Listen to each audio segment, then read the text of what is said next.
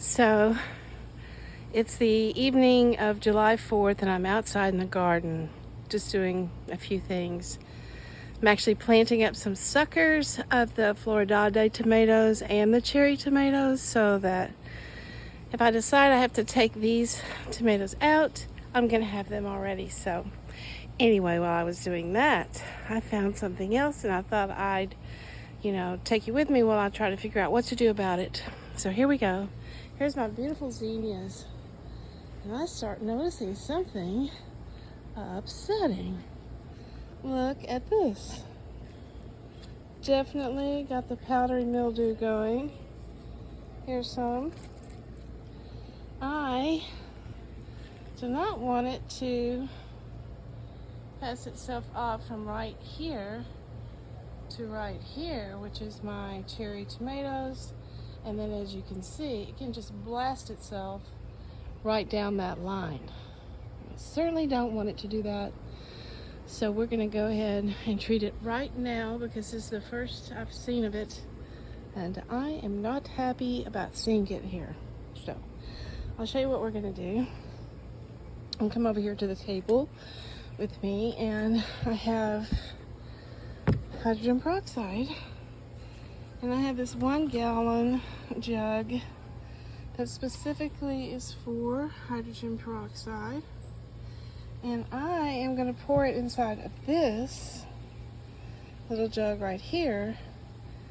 And I'm going to treat my plant and probably those tomato plants right there and the zinnias in the front, because if it's here, it's here. And I've been expecting it about now because that is when my garden journal said it showed up last year. It was actually more the middle of July last year, but it's been so much hotter and so much more humid this year that it doesn't surprise me that it has shown up early. So let's get after it. I'm going to put you right here with me so you can see what we're doing.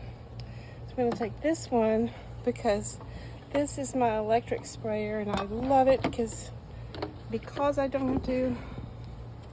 I'm just going to fill this up from here because this is a good measure. I know this is a gallon. I know how many tablespoons. I actually put 9 in here because I've experimented with that before. And I know that 9 tablespoons in a gallon won't hurt my plant. So I'm going to put that there. And we just take this little piece and drop it down in here. Drop it like it's hot. Drop it like it's hot. I'm sorry, couldn't resist. I just couldn't resist. And then we'll get this ready and let's go spray a little bit and see how we're doing. So here's my sprayer. And sometimes it takes me a minute, but there it is, see? And we're just gonna soak all this down as good as we can. Underneath, on top, get it all. It's definitely one application will not get rid of this. I'll have to do it again tomorrow. But I will probably wait until tomorrow evening just because I do not want it to, I'm just really soaking it very well. I don't want it to have a chance to burn my plants in the hot sun, so we won't be doing that. And let's just give all of this a good little spray. I'll go to the other side in just a minute. Trying to pay attention to what I'm doing. Now then, I don't see any of the powdery mildew here. But that doesn't mean it's not trying to start itself. So what I should do, and what I probably will do tomorrow, is come out here and spray some baking soda formula on here because that actually helps. Oh, we got a little spider. There. Uh-oh, I got a crimp. Gotta be careful not to crimp it. And coming underneath, spray a little underneath here. Careful not to crimp it. Get the line done. I always spray the stem really good. A lot of times when there's a disease, it climbs up the stem as it gets to the rest. And so, looks like we've got it all nice and treated. This is what I saw first. Make sure the underside is treated as well. We don't want it to get up here.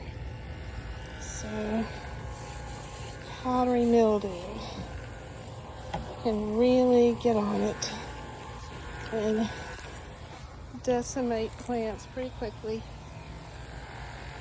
And here we go. So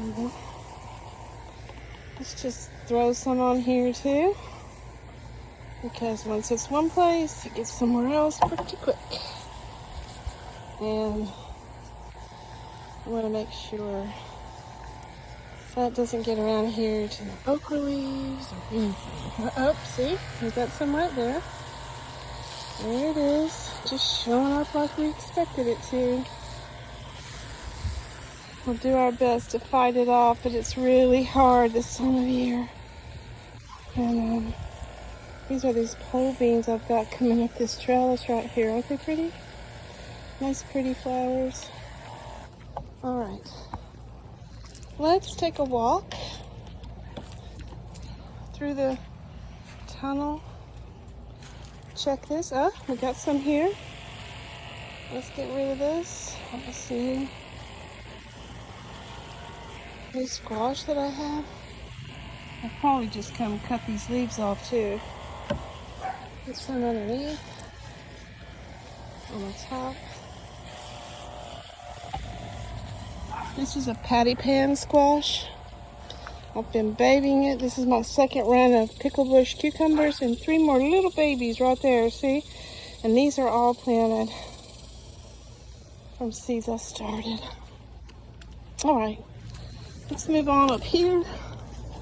These are the zinnias in the front. These are my transplanted zinnias. These are zinnias that I got for free from the tops of these zinnias. And let's see. Actually, don't see any mildew yet, but that doesn't mean it's not here or not coming. So we're going to spray a little bit at the top of the basil. So pretty. I need to start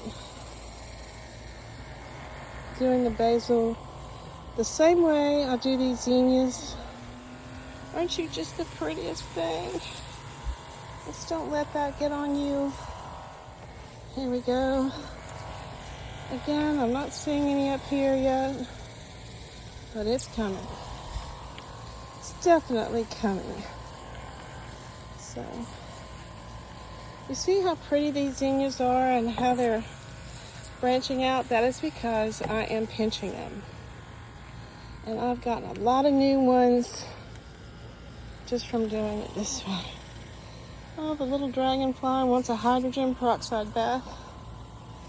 I don't know if that'll hurt you or not. And I don't advise it. There we go. And we got these already in here. These are another ones that are all free.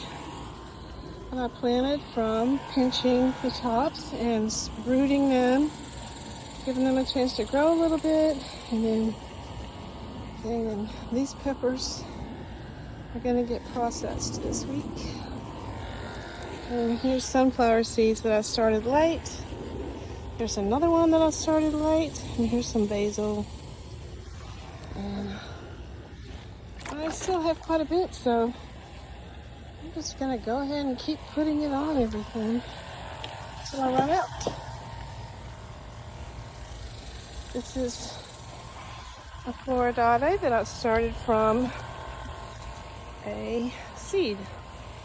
And I just have been keeping it going in case I have to take these out, because I'm just not really sure what I'm doing yet.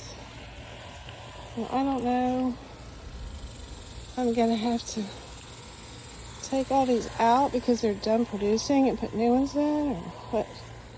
But actually, look, there's a tomato. So I guess it's trying. I think the fact that I trimmed these back so far and pruned them a lot maybe helped. So there's some more baby golden nuggets. This thing just never stops. This will always be part of my garden from now on. And they're just still got a lot of tomatoes. It's taken them forever to ripen. So now this plant has leaf curl. See this leaf curl? I was told there's several different reasons for it. One of them is supposed to be just heat, and I certainly have a lot of that. And here we go.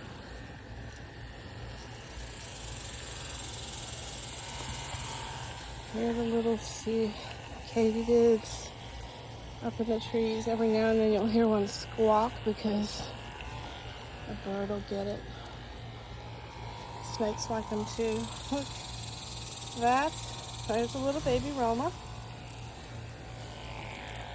So the Romas are still trying to. Plants want to grow. They will if you let them. Normally, I would take this off, but not now because I might need it. That might be a perfect plant to go in. But today I took some cuttings from this and let's give this over. I think this is the one where it's got the worst. Tomorrow we'll come use the rest of that gallon and hit it again. It's pretty bad. I don't think one shot's gonna do it. Uh-oh. And this thing was worth its money. I love just walking around spraying. I don't have to pump it or worry about it. So, okay, that's about it. It's hot. I'm gonna go inside in a minute. But I think before I do that, see, here is one of the zinnias that is rooting in the process.